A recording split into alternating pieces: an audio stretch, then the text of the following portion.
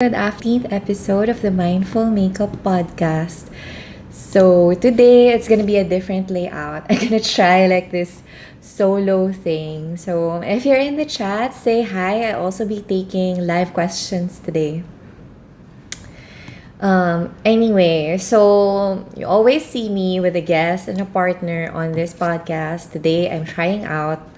I hope I can manage because I do so many background work here. But here we are. Guestless, solo, going on my first podcast live.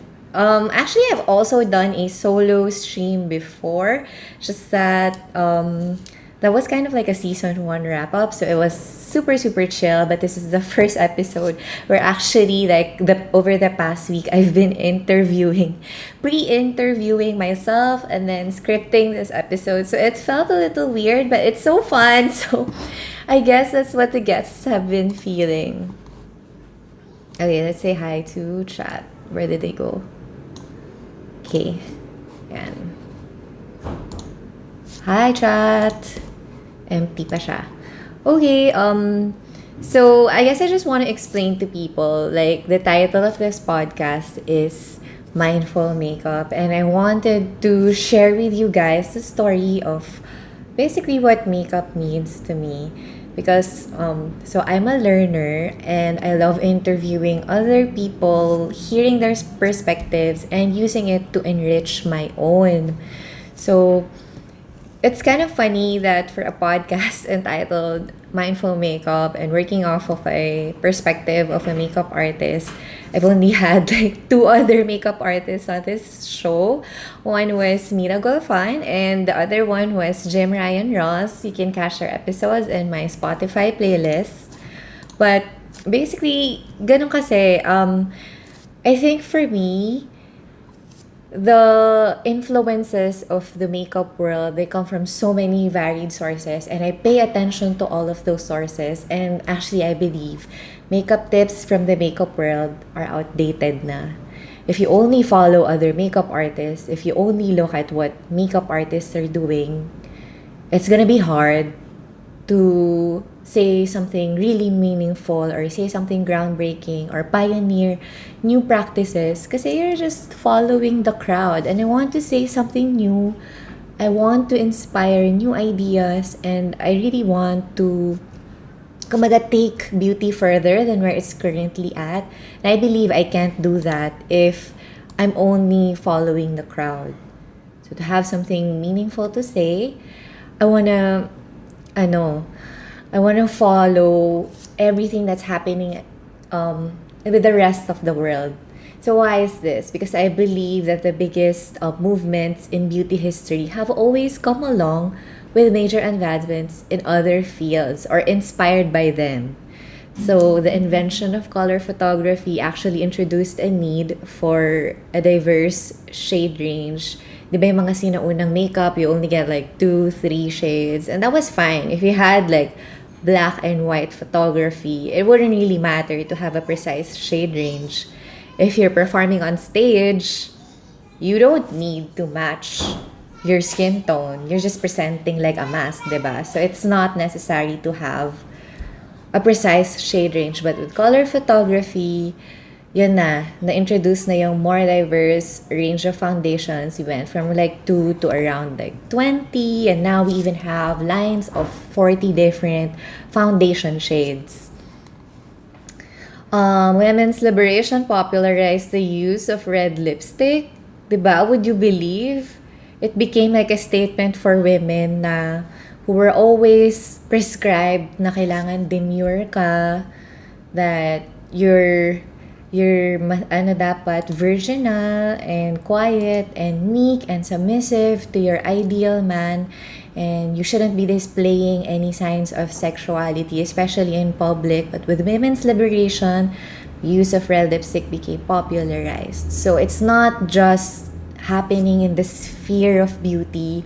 All of these trends are being influenced by the world around us. Yeah, that's why I like to pay attention. That's why I like to listen. Also, stuff like drag culture actually influences contouring trends and so much more. Sa totoo lang, we owe a lot to our drag sisters. Clothing and fashion shows, editorial spreads, as crazy as they look, they actually introduce wearable versions of wearable trends like bushy brows, glass skin. They all came from someplace else. Hindi naman siya talaga an everyday woman came up with it and then just suddenly like tried to popularize it. We all see these trends in runways and print. Theater and sports actually push the technology for waterproof and life-wear technology of makeup. In case you weren't aware, Makeup Forever, nakikipag-team talaga sila with, they had this time that they worked with synchronized swimmers to really test and study their aqua resist line. So you have things like that, things that are happening beyond the world of beauty that really affect the trends and the things that we pick up. So I think that it's super important to observe the world and localize tips for beauty. Alam mo yun? I really feel it because I see it sometimes with other makeup makeup artists. If they are so concentrated on the makeup artistry lang and they don't really have a lot of influences, yun yung mga napapanis na looks. They tend not to get updated, they tend to look stale because even the little details, they no longer change it kasi hindi na sila nakikinig sa nangyayari sa mundo. So this is why I built the podcast Mindful Makeup. I wanted to get all of these rich perspectives with all of that in mind. I want it to be so that when I look at a unique face, I want to have this like practiced skill of pulling corrective techniques and ideas from a rich well of inspiration instead of figuring out like how my makeup artist academy face chart can fit this unique person in front of me. Alam mo yun? The textbooks will say one thing, but I think it's really important for you as an artist to be able to draw from a very rich and diverse well of inspiration. So let's start with the workshops. With an open group online this September 19, that's gonna be a Sunday. I wanted to share with you guys the inspo for this podcast title. And if you are listening, why don't I think, mati tayo let's give a voucher for the listeners. Okay, I'm gonna give a voucher for the listeners. This is gonna be in the description box of my YouTube live stream. You can check it out there. It's Mindful 0921. Mention this when you book and I'm gonna give you a discount. It's only valid for today. So if you leave me a DM in my Instagram, that's at beautybytali.com. At beautybytali. Beautybytali lang on Instagram. If you DM me with an inquiry today mentioning this voucher, I can give you a discount. Okay. So let's start with the workshops. When the pandemic started, I had to think really hard about how to continue working, what kind of work I love doing the most, and how to modify what I do. Kasi we all know how scary the pandemic has been. Even from the start pa lang, it was such a big deal, diba? Yung mga lockdowns, ganun.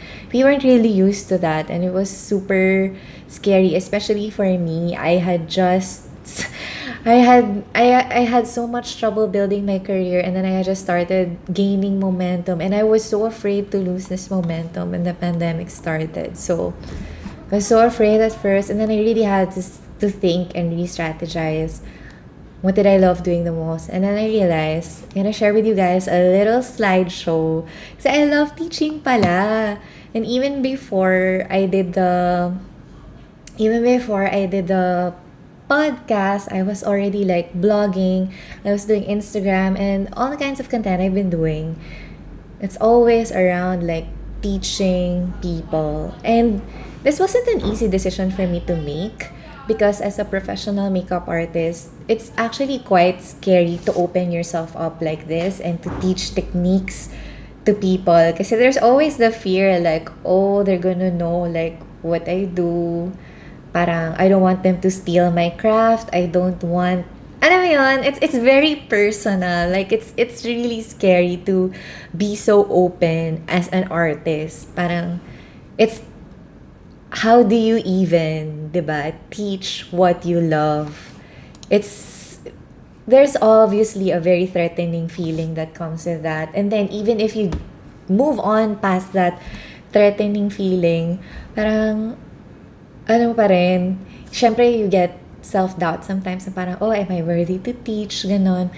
Then, I've always loved teaching, and even when I've done my social media content, even before I studied to be a makeup artist, people have always given me good feedback on the kinds of posts I do. I've always heard that people learn from me, and for that, I'm really grateful because I mean, this is what, I mean, to be appreciated for what you love doing. I mean, that's kind of, diba? That's a great feeling. Somebody on Instagram is mentioning that they love watching my videos on TikTok. Thanks, girl. Sobrang hirap. I mean, you know, it's really hard. Insecure. So, okay, let me share. I'm gonna share my screen with you guys, ha? Let's go. I'm gonna show you how I came to decide to do workshops. Okay, so this is one of them. Okay, wait. Let me change that up. Ayan, ito pala dapat. Okay, so this is a shot of when we did a makeup workshop with Mr. and Miss Chinatown. This is Jim Ryan Ross. He's a friend of the podcast. He's actually guested here before as a queen maker kasi yan nga, Mr. and Miss Chinatown is a pageant for Filipino Chinese women. I think they actually started sign-ups right now. So, if anyone's interested, Philchai people, sign up na kayo. They have their socials, Mr. and Miss Chinatown. And so we did a workshop with them. I really loved this job.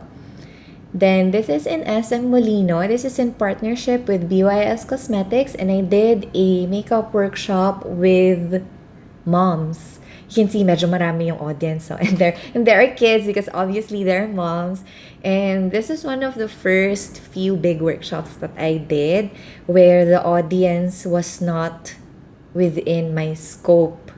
These were mall passers-by and people who BYS had invited to join the workshop.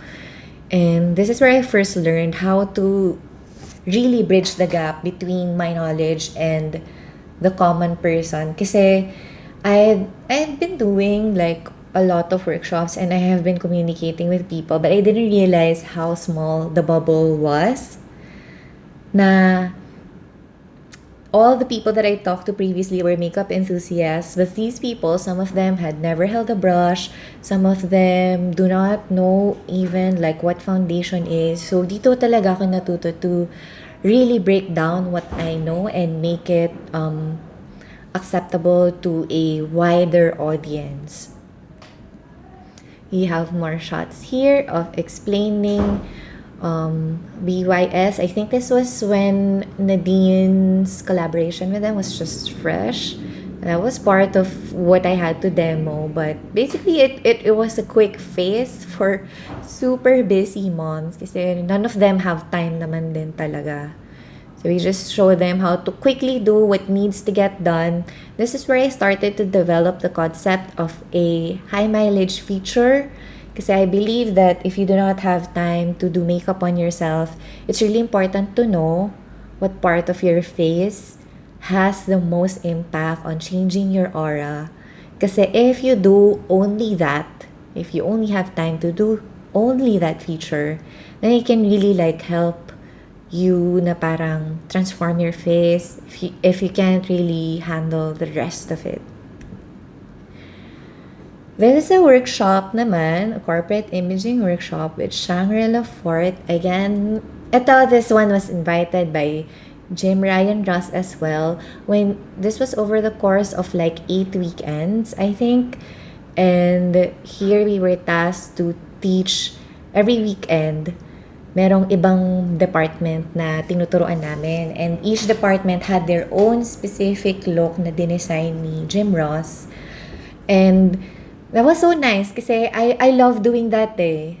Again, with mindful makeup, I love localizing, I love personalizing, and with the looks that we featured here, natuto talaga ako how to pick and select features, techniques, makeup applications that can really change a face. You know, you don't have to do drag makeup to change your look. Even small details can change what you think may be a normal look. So, yan. At first, I was only doing the skincare portion. But then, I remember there were a few times that Jem was not available and he actually handed off the makeup demo to me. I was so grateful for that because it was nice practice in really making sure na that people will really achieve the look, because usually when I do workshops, I allow space na for personal skill level. Kumbaga, I let them do only what they're capable of. But this time, because this is a corporate imaging workshop, they had to achieve what we wanted them to look like. And dito ko natuto really how to simplify like the super complex things that I was doing to give like ordinary women a look that they could accomplish. Because it's always like a hard task to bridge the gap of the expert with casual people, alam mo yun, with makeup enthusiasts. Sometimes I feel like stuff is so normal to me, but then when I do my lessons, people struggle with some things, and like that's fine, that's normal. So it's really up to me to figure out how to bridge the gap in information. This one, ito naman, care of my dad. I was recommended by my dad, and also so grateful for this. It's a workshop for the KC Fapi office ladies. So they had like a makeup workshop. I think it was like an HR thing for them. So yeah, and I was teaching them. Also learned a lot here in communicating talaga. Like, because the thing is, when you want to be a makeup artist, usually you have like a big passion for makeup and beauty. And then you keep studying, you keep learning, you make all of these mistakes in private. And then suddenly you come out in public with like a perfect made-up face on people, diba? But the journey, all of those mistakes in between, you tend to forget them na kasi you're so focused on bettering yourself your application and your beauty theories. So, communicating basic principles, basic concepts, and giving people a beautiful look that is understandable and doable, it's really a challenge. Kasi you can't let them be naman eh. You can't just allow them na if they say na, oh, I can't do my kilay, I can't do my eyeliner, my hands are so shaky. You can't allow them to just leave the workshop with wonky kilay. You have to learn how to communicate, how to improve all of these things and these skills in such a way na these beginners, they won't make all of the same mistakes you did, and they'll hopefully go through a faster learning journey than you did. And I think that's the value of an expert kasi yun din yung natutunan ko sa teachers ko in makeup school. They both had 10 years of makeup experience, and I'm sure along the way they made a lot of mistakes. But when they taught us so quickly and so efficiently in such a way na, alam mo yun, you can do well once you graduate. So when people say that it's not necessary to study makeup or it's not necessary to have like any kind of guidance, pwede na yung nag-study sa Academy of YouTube, I actually get super hurt and upset when people say that. I feel like it devalues what we do, especially those who really invest in education and improving their skills. Kasi like, 'di ba? It's you're trying to go above the curve. You're trying to learn faster than everyone else at the same time internalizing everything that everyone else has done before you. So I don't think it's really fair to say that studying is not necessary. I think that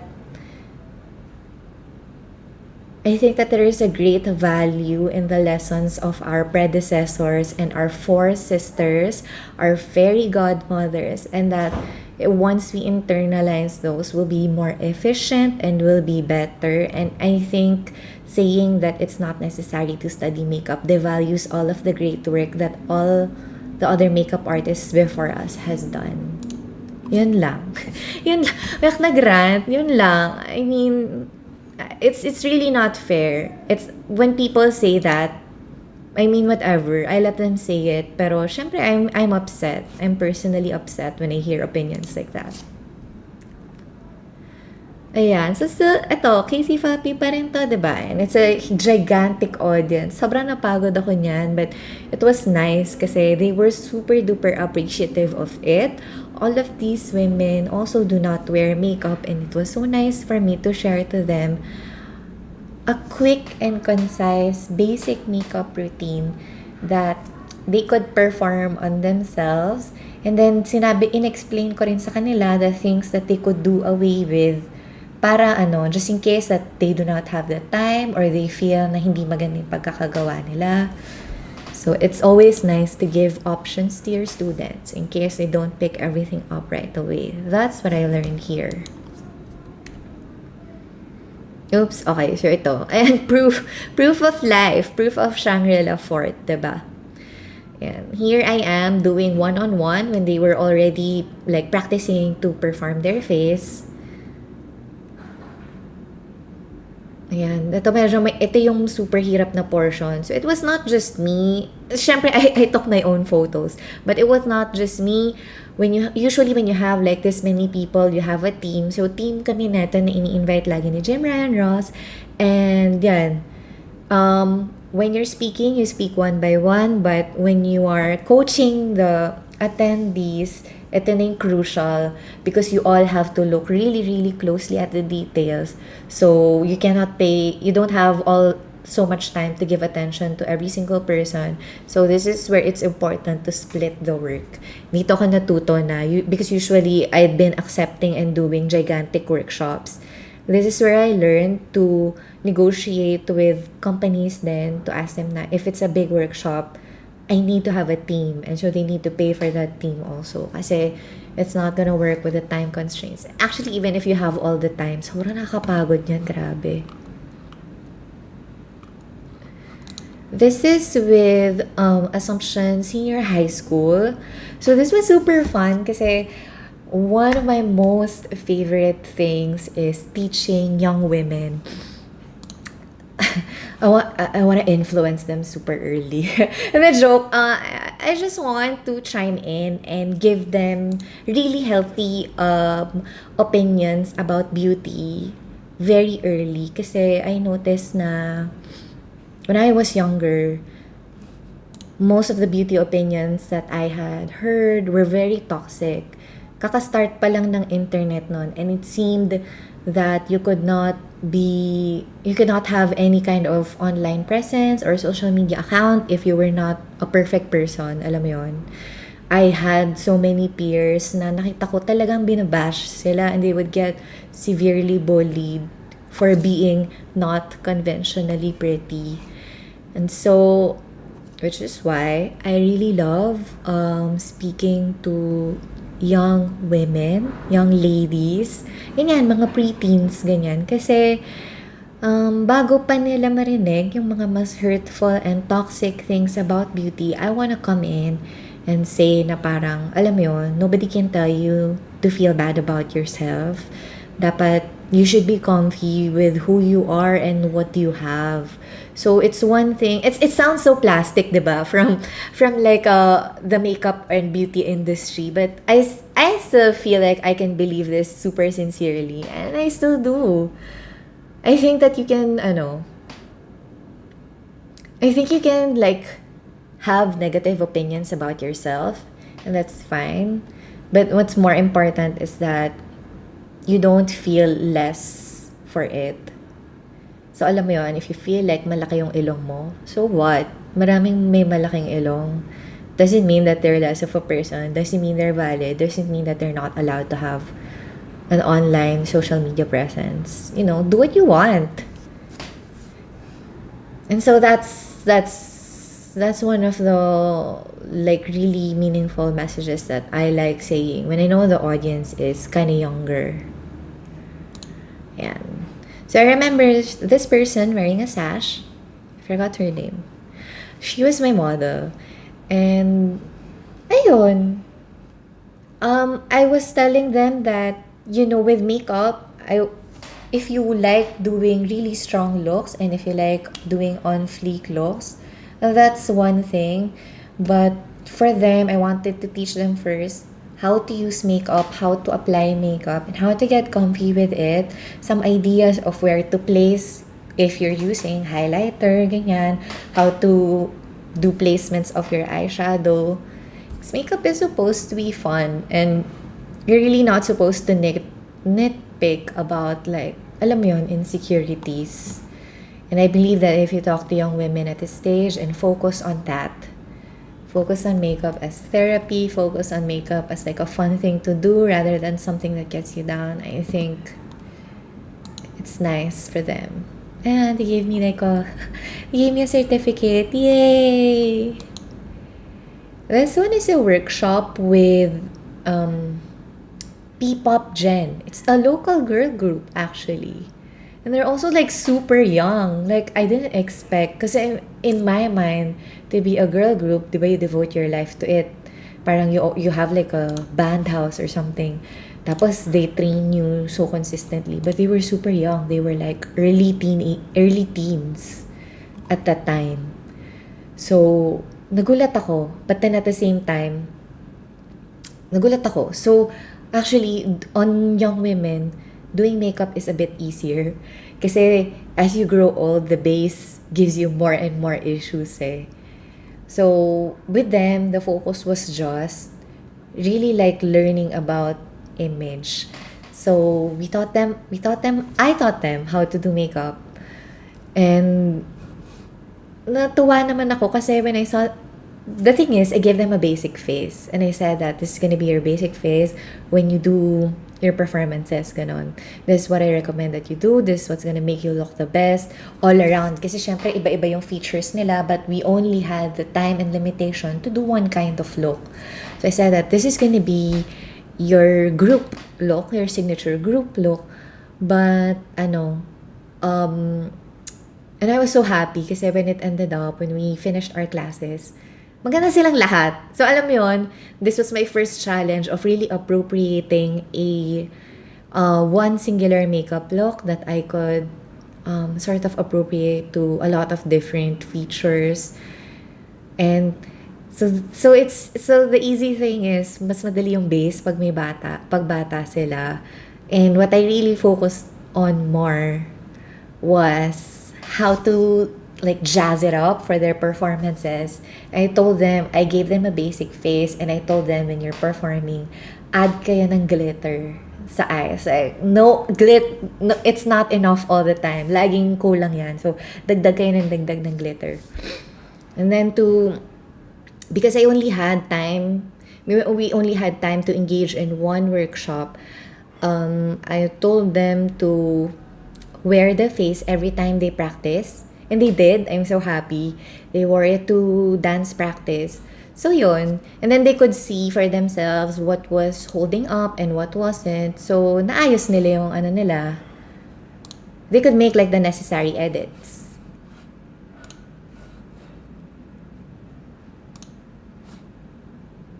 There. Ayun. So, yeah, short background, like all of these jobs, all of these times, I was super duper happy. Like it's so hard to craft a workshop. Every single time you have to think of the audience, and there's a different audience every time. And There's the insecurity of if you're teaching too much, if you're not teaching enough, how do you bridge the gap between the expert and the casual person? But it's always been my favorite kind of work. So, with the pandemic, I said, okay, let me do this but online. So yan na, nag-start na tayo sa mindful makeup workshops, which is the inspo for this podcast. So, share ko lang, based on all of those workshops that I did, I designed this whole routine.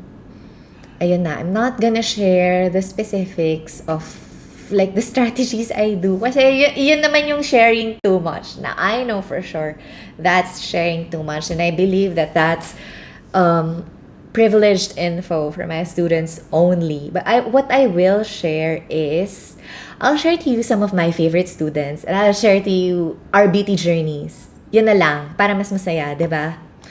Para you can see also like how I dissect a face, how I structure a makeup look, how I recommend their custom face, how I pick like the placements, the colors, and the design. Kasi ano yan eh, can't be one way. I always do like some parang pre-interview with the students. And I always try to get a feel. Soft skills are super important here, not just the technical skills. Buti na lang, I'm a great listener, which I also practice in this podcast. I'm a great listener, so I know actually what people mean when they say, parang, mukha kasi akong tired. So then I look at their face. Do they have like a lot of downward features? Because that's what makes you look tired. And then if you have downward features, of course, I'm gonna recommend more lifting techniques. So parang ganon, di ba? These workshops are super custom. They're built with you talaga, your specific taste, your specific face shape. It's not like a basic templated workshop that I just repeat and repeat every month. Every workshop is different. After every workshop, I sit down and prepare notes on each student, and then I make their face chart for them. And it's not just a product that I give them. These notes that I have on every single face that I've done, I also compile notes for myself because I don't know, I like being technical. I like studying facial features. I like studying what people want to do with their faces. So nag-evolve rin yung recommendations ko kasi wala, we get better eh. So let me show you some of my favorite students naman. Go through their journey. Okay, let's go.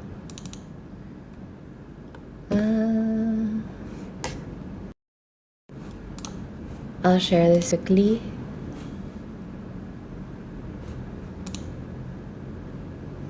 Oh, asan siya? Ayan. Okay, let's go with this one. Ayan. So, this is my friend Katsi. She took a class. Yay! Thank you. This is the kind of face that she do before. And wala, it's fine, right? Wala namang kapintasan, ganun. But when she came to me, she said, actually, she's the one that said na parang she's so frustrated with how downward her features are. And this is like an extreme upward angle, but when you look more face to face, ayan yung itsura niya. So, doesn't look bad, right? But with mindful makeup, we nitpick on details like this. We go close to the face and we say, you know what, if you have a problem with your downward sloping eyes, you extended it pababa rin. And that's what mindful makeup is about. Downward na siya, hindi mo na siya pwedeng lalo pang ibaba, especially if you want a lifted effect, right? So, that's one of the things that we addressed. And then, ito lang, like small details, this kind of harsh blending over here, although the color she chose was super nice and super flattering. Harsh edges like this actually take away from the overall aura of the look.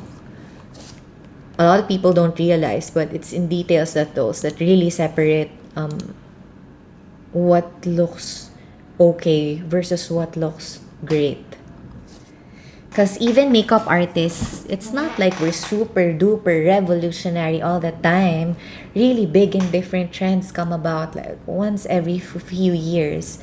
But in the meantime, stuff like this, you fix details like this because it really changes like your appearance. It's not that she looks bad, but she doesn't look as put together here. And here, similar hairstyle, similar color curation, but, diba, grabe yung aura. Look at the change in the look. I super love this look. Super, super love this look. Okay, so one of the things that I recommended to her for her downward sloping eyes was to focus more on the inner corners. And this is how in-depth we go with mindful makeup. And this is how much I teach my students. Kasi I believe it's easy to teach techniques in action, how to gradient eyeshadow, how to blend eyeshadow, how to apply eyeliner. But really, understanding your face and giving ideas for how to achieve the effect that you want to achieve, I think that's the most important thing. So for her downward sloping eyebrows, and I want to share this kasi I know a lot of Filipinas kind of have like a downward sloping eye. Ano yan eh, it's a fascinating thing. Kasi, di ba we tend not to have deep set eyes, just that our bone structure is built this way. Yung eye socket natin hindi masyadong malalim, di ba? And so, when you have like a forward set eye, mas pag nagsag ng kahit kaunti yung eyes, yung mata mo, yung skin mo dito, it's more obvious than compared to a person with deep set eyes.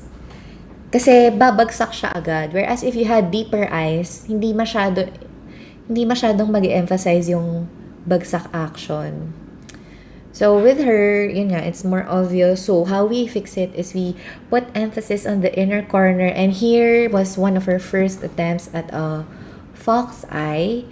So marami siyang feelings about this look. She has critiques about it as well. I do too.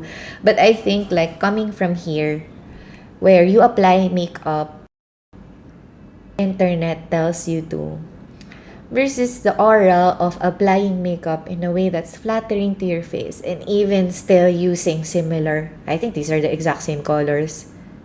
Hindi, mas pale yung lips dito. But even using similar colors.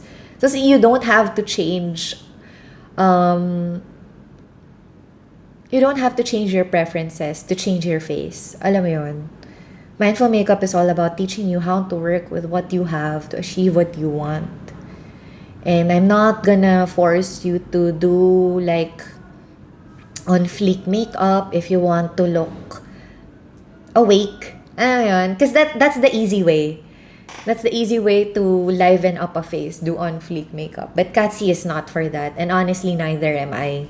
So, ayan yung face na inano namin. That's the face that I recommended for her. She's still working on it and I am just happy to see her journey kasi like, sobrang nice to have helped someone this way. Alam mo yun? Especially when you feel the frustration. When we were doing our pre-interview, I could really feel her frustration. At saka matagal niya sinasabi, even before I was doing the workshop, she's always had like little comments here and there about her downward eyes. So, I was happy to give ideas. And at least now she knows what to do. She's experimenting with other strategies naman by herself. Because now she knows that she can actually do something about it. And I think that's the most empowering part. Like, makeup is empowering because if you decide not to do it, that's great. It's your decision. But for the women that take my classes, I want them to say no to makeup because they want to say no and not because they're afraid of trying it for themselves. Kasi sometimes when you try it, yung pala biglang you like it. You like makeup, you want to do this for yourself sometimes. Pero I don't want people to like avoid makeup just because they lack the skill. Alam mo, if you have curiosity, I want to equip you with the power to try it and then decide for yourself. Which brings me to my second student, si Danny. So Danny is also another friend. Thanks so much, friends. Thank you for trusting me. I love this before and after. Oh my God. Sobrang galing. First time in her life daw na nagpantay yung kilay niya.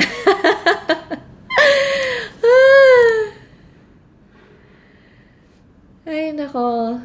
Oh, wait. We have a comment. I wanna put this up. I love this comment.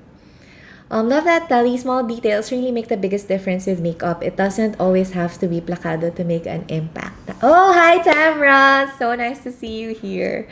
I'm so happy. I think we're all in agreement naman talaga. With mindful makeup, I think last week lang talaga na-iron out yung idea na to. 'Cause I always have a lot of ideas, but it's hard to express them. The idea that we hammered in last week that I super duper love and loved reflecting on is that you don't have to wear makeup on fleek to change your face. Two simple faces can be really different from each other. Alam mo yun? You can do two fresh faces and have like really different looks. Diba? I'm tired. Syempre masaya yung ano. It's fun to play with color. It's fun to explore. It's fun to like do all of these things. But I'm tired of the notion that the only way you can explore makeup is by going big. I am a huge believer that there are so many fun details to play around with makeup. Like, lalo na ako, I have really small eyes. And my go-to when I'm lazy is just to draw huge eyeliner. Because wala nang lusot yon. Lalaki talaga yung mata mo if maggawa ka ng malaking silhouette. But, you know what? I feel like I also look beautiful and it's so fun and challenging to enlarge your eyes using just eyeshadow. And how do you put eyeshadow on severely hooded lids? Danny has really hooded lids, but did that stop us? Of course not. So parang, 'di ba? Like there's so many things you can do. There are so many details on each person's face, and there are infinite ways to play that up. That's why I don't like doing template face charts with my mindful makeup workshop. I really want I really want to collaborate with each and every student about building their custom face. Kasi, like, what's the use? What's the use of wearing a mask for someone else, diba? Nag-makeup ka pa. You just wear a mask. Diba? So anyway, what I love with Danny, maliban sa sobrang ganda niya dito, sobrang ganda niya. Tuwan-tuwa ako. Danny, like me, just like really likes soft and simple makeup. But yun nga, as we've previously said, sobrang laki ng difference. And we didn't do that much. I mean, we did a lot, but we didn't have to make it obvious that we did a lot. And still, look, she looks great! So, eto, first time niyang magpantay yung kilay niya, and this is one of like the hardest workshops I did. Confession time, sobrang hirap nito. Hirap na hirap ako dito kasi yung kilay, whenever I have a student that has difficult eyebrows, always extends the workshop for some reason. Because ako kasi maarte ako sa eyeshadow, but there is a certain point where a student can be satisfied. I can be satisfied, even though it's obvious to me that she could be better. But when it comes to eyebrows, kitang-kita ng lahat eh. Even if you do not have a very high makeup IQ, you always know when there's something wrong with the eyebrows. And with Danny, her eyebrows are really like, what do I say? How do I say? Magulo yung eyebrows kasi niya. And that's the difficult part with eyebrows kasi if the foundation is like jacked up, if it's messy, it's hard. It's so hard to create a new shape out of it. What more? What more pa? This is the kicker. Ako nga, it's so for me, like, it's always so mathematical when I want to even out a person's eyebrows when they're not even themselves. But to teach that skill to somebody else, it's like makes it exponentially 10 times horrible. So it's so difficult for me. But yon, that's one of the things I really focused on because that's what she wanted to do. And I think like for a person that doesn't do a lot of makeup and for that person's first time effort in evening out her eyebrows, grabe, sobrang saya nito. Like this is kaya nafe-feel nyo ba? Like, I feel more accomplished here. Probably than she does. Like, sobrang proud ko sa sarili ko na nagawa namin to. But then another thing that's maybe less difficult, I mean, another thing that's probably less obvious and more difficult to appreciate actually how we did her eyes. And this is so full of like really, really small details. Because when you have hooded lids, you only have a very small window that you can work with eh. Because too high, it starts to look like a bruise. And too low, it doesn't show up. So you have like a really, really narrow sweet spot that you can work with. Tapos shaping pa. So, I was proud kasi sobrang galing nagawa namin. Because look at this. She looks alive. You know she has hooded lids. It's like, we didn't try to tape it. We didn't try to cut a crease with it, which is the thing I hate the most. Hooded lids, tapos magka-cut crease ka just to have some eyelid space. Like, fuck that. That's stupid. Let's fucking embrace our hooded lids. We're fucking Asians. Hello, how common are hooded lids here? Yeah, diba? Beautiful before and even more after. That's the kind of thing that I wanna embrace. It's like accepting that alam mo yun, not being crippled by makeup, not feeling that you have to wear it every day, not feeling that you're beautiful only when you wear it. I want you to know that you're fucking you. Makeup doesn't change that, but makeup can make you have a bit of fun. Diba? Makeup can make you enjoy yourself, have fun with yourself. It can be therapeutic for some.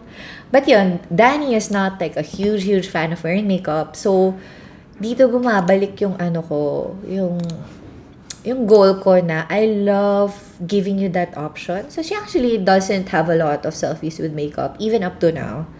But, I love the fact that if she needs to, and if she felt like doing makeup, she has a fucking beautiful face that she can do. Diba? All thanks to... Hindi naman. This is a collaborative... Okay, I'm not taking credit. This is a collaborative effort. And then, yeah. So, small details everywhere. You think this is just like, what? Kilay lipstick? No, this is Kilay lipstick correction. So, we corrected the shape of her lips a bit. This is strategic highlighter placement I'm not gonna share anymore what her insecurities are, but everyone has insecurities about their own faces. Like, for example, ako, malaki yung noo ko. So, even when I'm doing really fresh looks, sometimes I address it with light contouring. So, stuff like that. We did stuff like that also. We have contouring, highlighting, all strategically placed. And the thing is, alam yon, the YouTube stock face chart of like that number 3 contour, that's so wrong. Ano ba? Ayoko sabihin, but you know what? That doesn't apply to like 90% of Filipinos because our skull is not built to have that number 3 shading.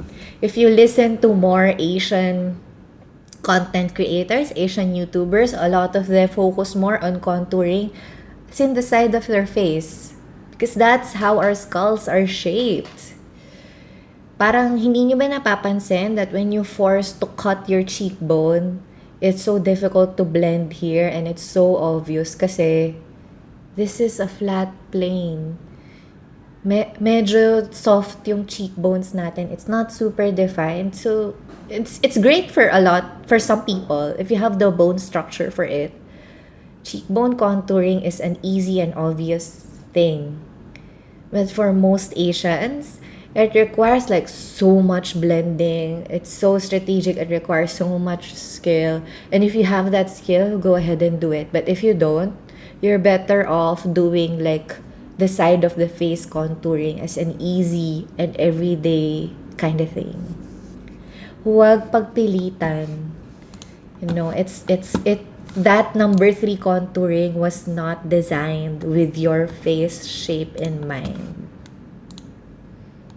And it's kind of weird to me how prevalent it is with content creators. How many people suggest for you to do it, because honestly, that's not how you fix or parang emphasize your features. There's nothing to emphasize. It's not a ready shape for us. That's what mindful makeup is all about. Asians historically have been underrepresented in the beauty sphere. Sure, we have a lot of really great and influential Japanese brands, but most of what's built with education, the foundations of like tips, they're not built with Asian faces in mind. A lot of these tips are ready and easy and high mileage for Caucasians, but for us, we need to be listening to our own. Wait, I have one more student I want to show. Let's share this one.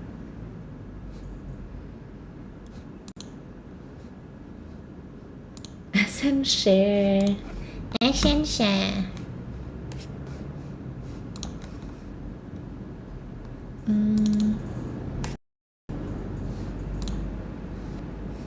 Okay, here we go. This is another face that I love. Oop.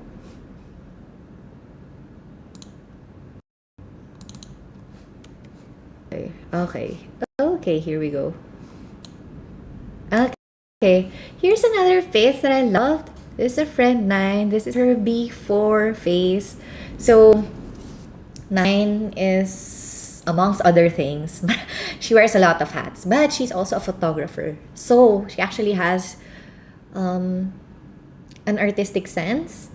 I think she has a pretty high makeup IQ, but it's just been neglected.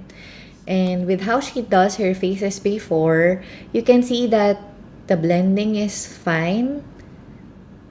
The brows are mostly straight, but there's something about all of those small details that detract from the look, and somehow it doesn't look the best. And so with mindful makeup, I talked about her insecurities and what she likes to kumbaga show, 'di ba? What she wants to do. So the thing is, I found it weird that when we were discussing her face, that she was insecure about her eye shape. Sobrang weird for me kasi ang ganda ng mata mo eh. But she felt that they were upturned, and for that she felt weird about it, and she felt that it was something parang not desirable. And so I told her na, you know what? Sobrang okay ng upturned eyes because they never look tired. Alam mo yun? If you wanna go fierce, sobrang dali. At saka sobrang fierce nito kapag hinighlight mo that way. And then she was like, oh nga no? And I really love that light bulb moment of like dispelling people's insecurities. Na parang, just because you don't fit into the oval face shape, almond eyes, mold beauty standard, and you apply their makeup tips to you and it doesn't work on you, parang I hate that you feel bad about that. It's not the makeup, it's not your face. It's that you're doing the wrong makeup for your face. So here you can see, like I said, feeling ko nga may artistic sense siya, diba? So things were technically like not that badly done. But because she was trying to apply makeup placements that were not suited for her combination of features, it's not her best face. This is right after our workshop, and you can see the difference talaga agad sa aura niya. You can see it's not just the aura of like the abstract. It's also like what's happening with her face, working with complementing each and every unique feature, how they go together, create a better face. Kasi ito, halatang halata mo eh. When you're using a face chart, makeup placement for a standard face, once you apply it on yourself and it doesn't look that good, it's hard for you to isolate why. Because you know that you don't have that standard oval face, and you know that you don't have those deep set double lid features. When it looks off, you blame yourself. You say it's because my eyes are weird. They're not weird, they're fucking beautiful. But we grow up forcing basically a round peg into a square hole. Parang ganon. We feel bad about ourselves because we keep doing and listening to these tips that are not meant for our face shape and our face style, our taste for makeup, and our combination of features. Kaya we fail and we blame ourselves. But then I was so happy we had that conversation because look at the faces that she does, diba? Sobrang ganda. Her face looks so textured and alive. It's not like she did, again, okay, this was a bit dramatic, but this is not on fleek. Yet still, her face looks alive. It's so textured. The eyes.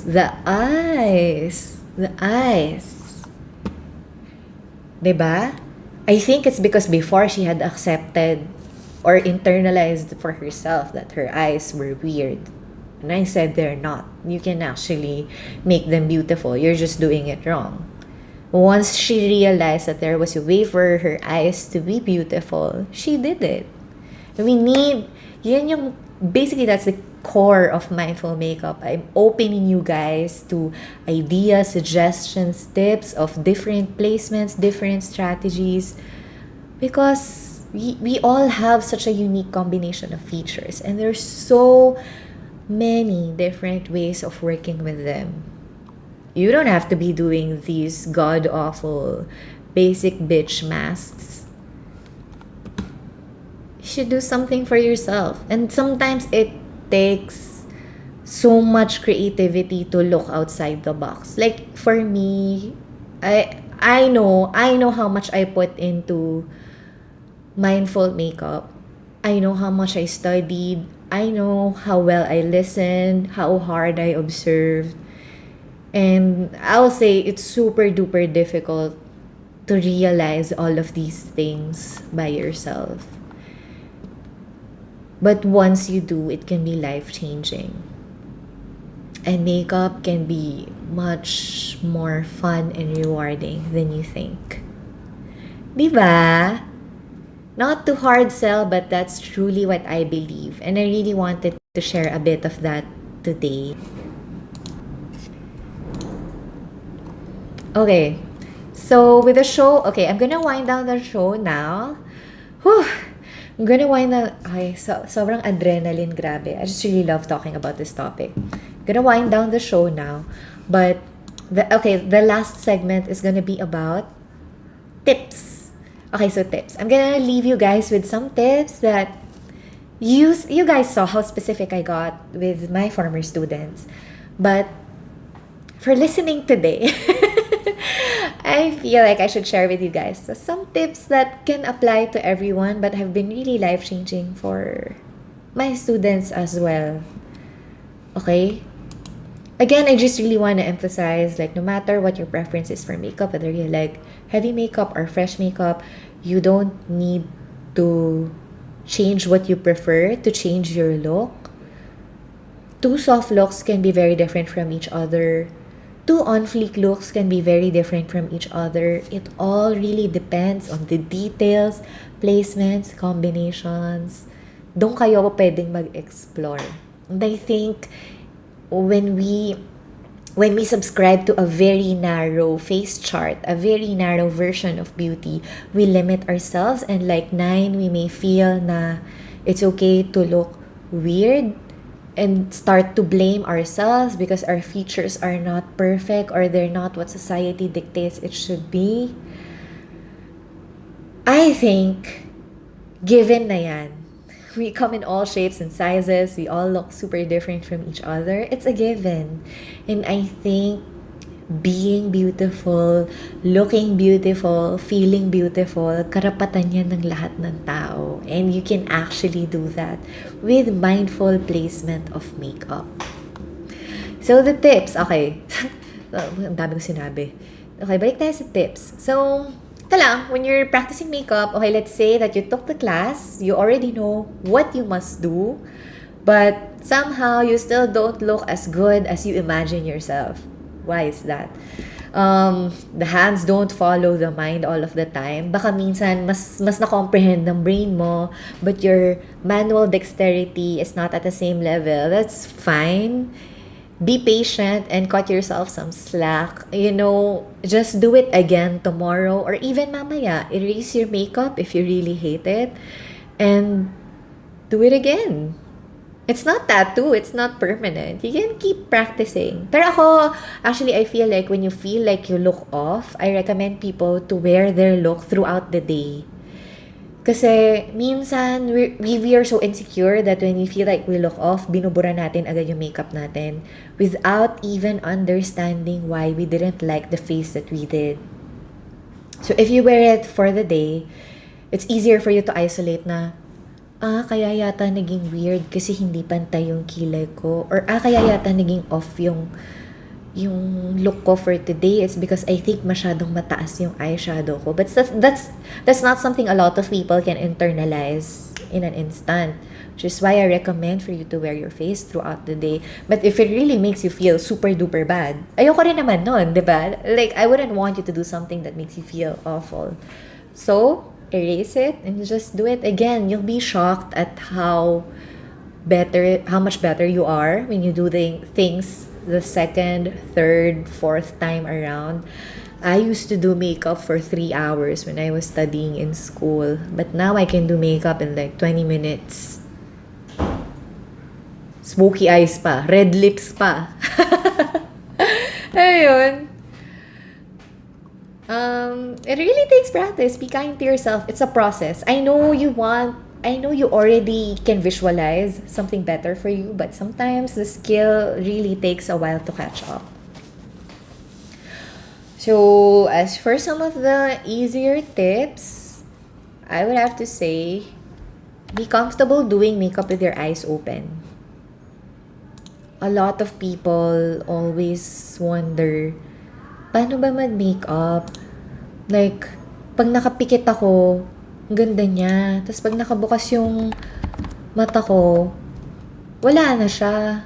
So you have to do it with your eyes open because even if you blink, you only blink for a moment in time.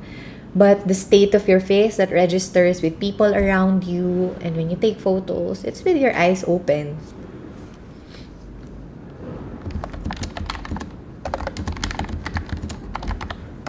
Lalo na hooded lids. This is their biggest challenge kasi they have a very small sweet spot, but it's what you gotta do. Hindi ka naman nakaganyan buong araw, diba? So, do makeup with eyes open. If you have bad skin, which I do, you need more skincare than makeup, but, you know, having great makeup helps a lot pa rin.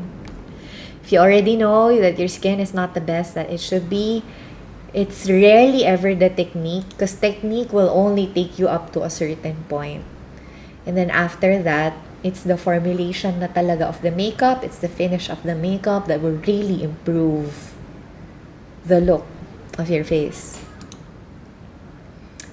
Details matter. This is something that I have my students do all the time and that I recommend for everyone else to do. If you like doing makeup, take selfies all the time and then don't just look for your cute angles. Like what I was doing kanina when I was talking about my students, Go in super duper close to your face. Zoom in mo until you can probably fill your iPhone screen with just one eye.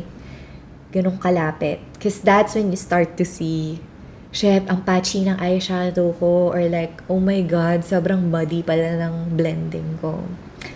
That's how you know. That's how you know. You look super duper closely. Of course, I've trained. I can spot these kinds of things from afar, from conversational distance. But syempre, if you want to up your game and if you want to look more polished, that's how close you go. And a lot of people, when they have opinions like, hindi na yan halata, hindi na yan kita, it's such a small detail.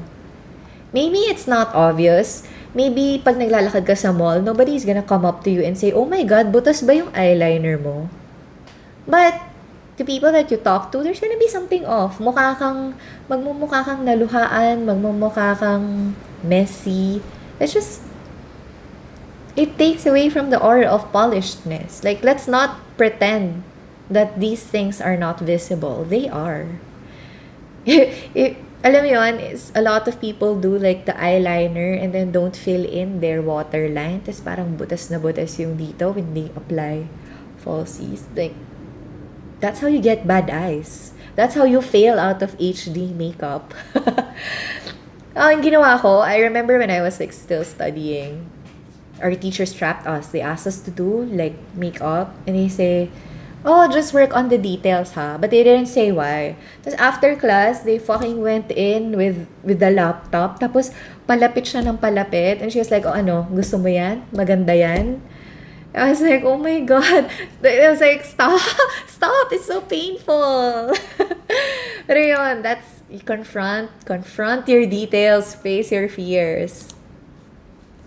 Lalo na yung mga tao, they do like this really sloppy lipstick application na sobrang messy dito. I always teach my students to tidy that up.